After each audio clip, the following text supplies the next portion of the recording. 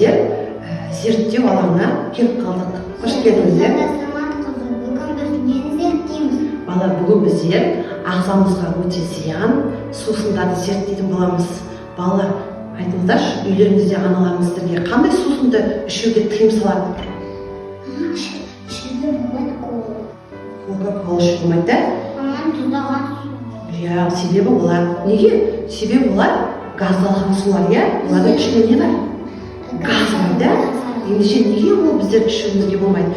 Егер Ішіміз ауырып, тісімізді зиянды? қара тісті. Иә, түсімізге зиян екен, иә, асқазанымызға зиян екен. Ендеше осы газдалған суларымызды зерттеп көрейік, иә? Дайынсыздар ма? Ендеше алдыңызға бірінші газдалған суларыңызды ала қойыңыздар. Өте жақсы. Аша қойыңыздар.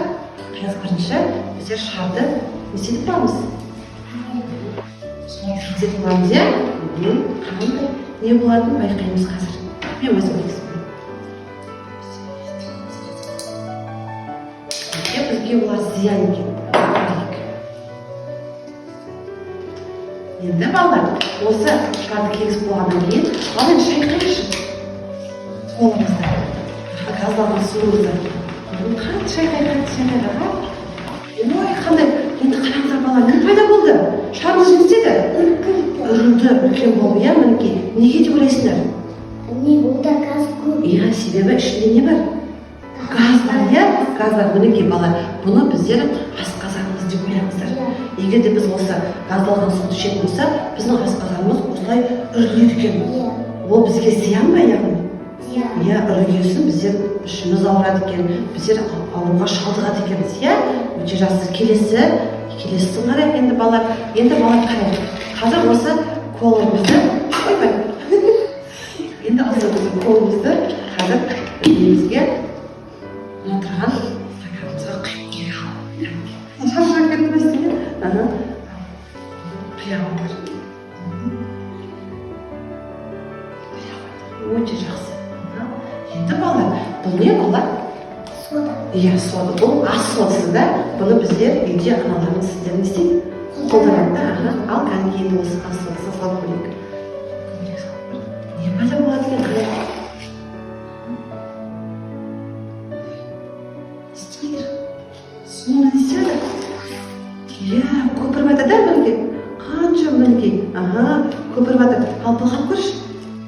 Мінекей, көпіріп жатыр екен, иә? Ал сенде.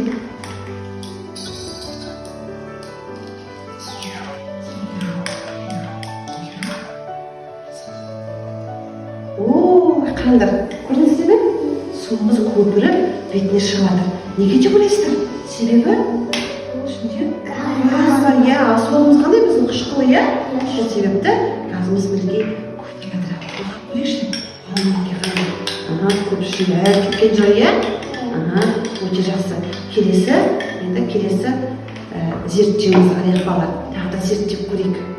Ол үшін бокалымызды алайық.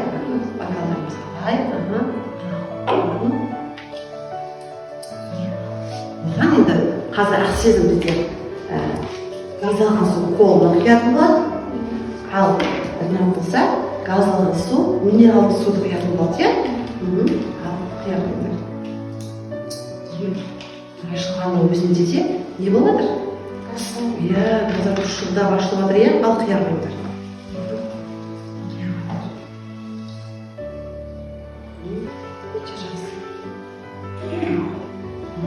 Жақсы. Енді алдымызда жұмыртқа тұр, иә? Жұмыртқамызды ішіне салып қойайықшы. Оппа! Білгеніміз, иә?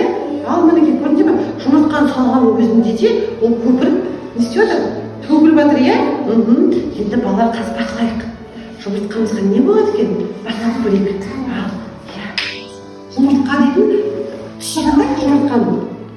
Әппақ, біздің тісіміз сияқты әппақ, да? Тісіміз сияқты әппақ. Ал енді қазір бақылап көрейік, не болып отырған екен. Бұл себебі кол ғой, оның ішінде газ бар, ол төгіледі, шашырайды, да, балалар? Ал көрейік.